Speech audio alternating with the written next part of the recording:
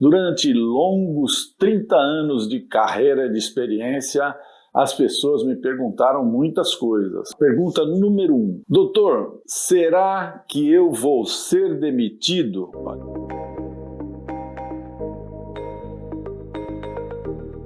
Olha essa pergunta que difícil. Demorei muito tempo para responder uma questão que parece ser simples, não é mesmo? Simples. Serei ou não serei demitido? O que o acusado, na realidade, pretende é antever o resultado final do processo para estancar a sua ansiedade. E ele pretende fazer isso antes mesmo que esse processo tenha se iniciado, quando você pega a causa logo no início. Antes da instrução, antes que testemunhas de acusação e de defesa tenham dado a sua contribuição, ou para um resultado positivo ou negativo. No início, lá, antes de começar, no mandado de citação, ele vai ser interrogado ainda. Tudo o que o acusado não precisa, e é óbvio, é ser enganado.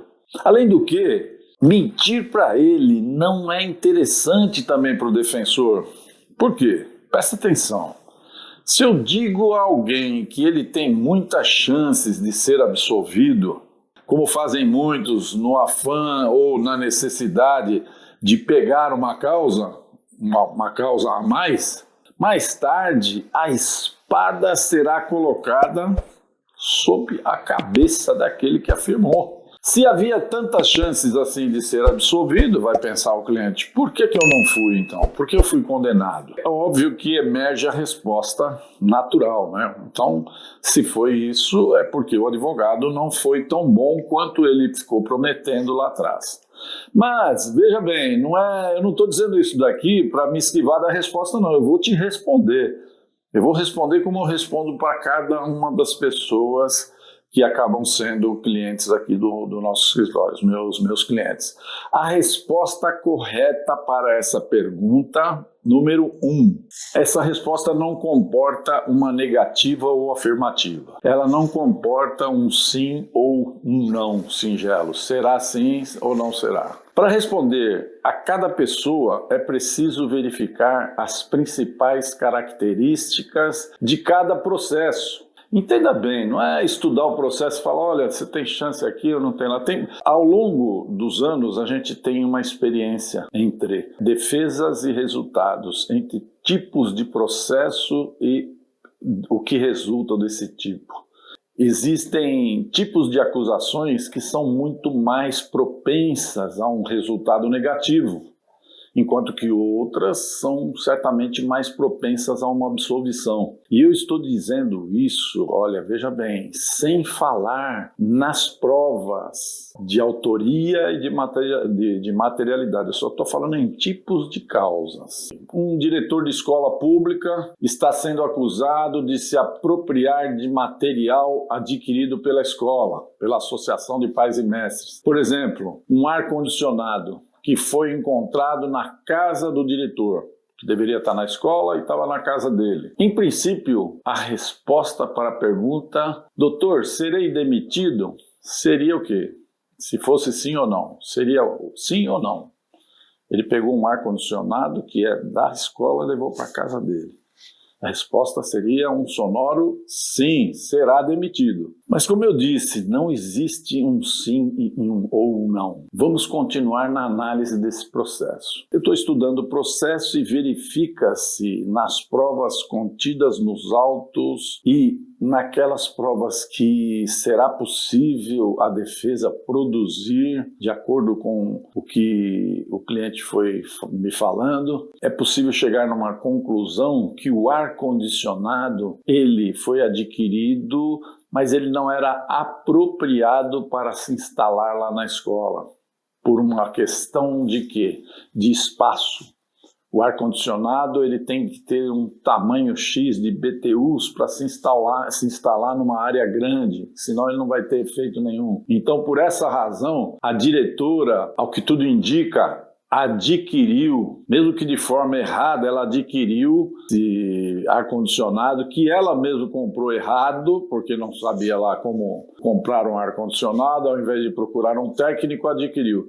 Mas existem indícios veementes de que ela pagou, que ela depositou o valor, embora ela não esteja com o depósito na mão. Depositou antes do início do processo. Então, vamos parar por aqui, ó. Veja que aquela resposta inicial lá, um sim, muda isso. Por quê? Isso aí muda tudo. Muda bastante, melhor dizendo, mas não muda tudo. Por quê? Porque existe a possibilidade de que esse depósito só tenha sido feito depois que se levantou a lebre, depois que alguém descobriu. E existe algo com relação a isso nos autos, alguém disse isso lá no processo.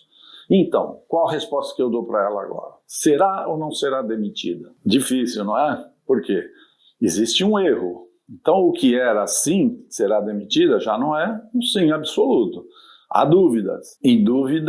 Na dúvida, né? A dúvida aproveita quem? Ao réu. In dubio pro réu. Então, mais provável não ser demitida. Não digo ser absolvida, mas não ser demitida. Será penada com uma outra pena. Então, a resposta seria: você tem grande chance de ser absolvido. Ou de escapar da aplicação da pena máxima. Por quê? Porque houve infração disciplinar. Você não poderia ter, por si só, levado o aparelho para sua casa. Mas, em contrapartida, há boas provas a seu favor, no sentido de que não houve um ato desonesto. Houve um ato de indisciplina, né, que sai fora da regra, mas não de desonestidade. Como eu disse, há tipos de processos como o de desonestidade, né? Um processo onde envolva a falta, né, de honestidade do funcionário, a propensão é muito mais para o lado da demissão. Agora veja, um outro tipo de acusação que diz respeito, por exemplo, à insubordinação do funcionário. Por exemplo, existe uma acusação de que no dia X, dia 1º de abril, o funcionário público ofendeu com palavras o seu chefe na repartição pública, expondo o mesmo ao ridículo na frente de testemunhas. Nesse caso, muito embora estejamos diante de uma acusação gravíssima, comparativamente ao primeiro caso, a falta disciplinar não é tão desabonadora. Mas o que teremos que avaliar antes de ter uma opinião?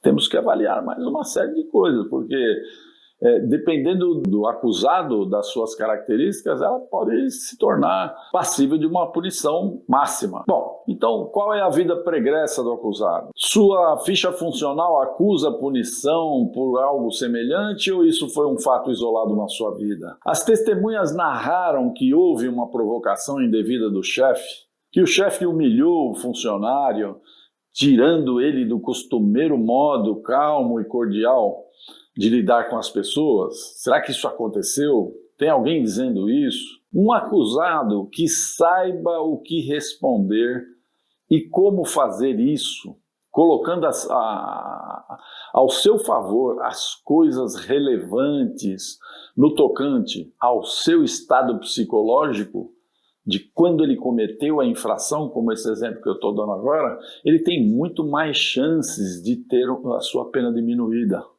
a sua pena mitigada, ainda que seja por uma longa pena de suspensão de 90 dias. O advogado se aproximará mais da resposta se haverá ou não demissão, na medida em que ele estuda a causa com profundidade. E ainda assim deve esclarecer, o bom advogado deve esclarecer que não existe promessa de resultado. Por quê? Porque se trata de uma atividade de meios, a advocacia é uma atividade de meios. Devo empregar todos os meios, todos os esforços para obter o melhor resultado. Mas eu não posso prometer o resultado. É óbvio que não, porque existe injustiça.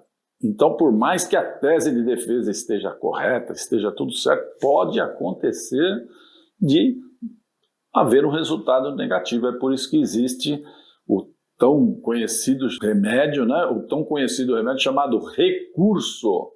O recurso serve exatamente para isso. Mas existem casos, doutor, em que Você pode antecipadamente dizer para o seu cliente que haverá uma pena demissória? Existe? Você pode afirmar, será demissória? Nossa, mas o advogado deve falar isso para o cliente dele? O que é que você acha? Então, vamos deixar essa questão para um novo trabalho, mas eu quero que você, por favor, responda para mim. Você acha que o advogado, tendo uma opinião bem balizada, ele deve falar para o cliente dele que ele vai ser demitido? Um abraço e até a próxima!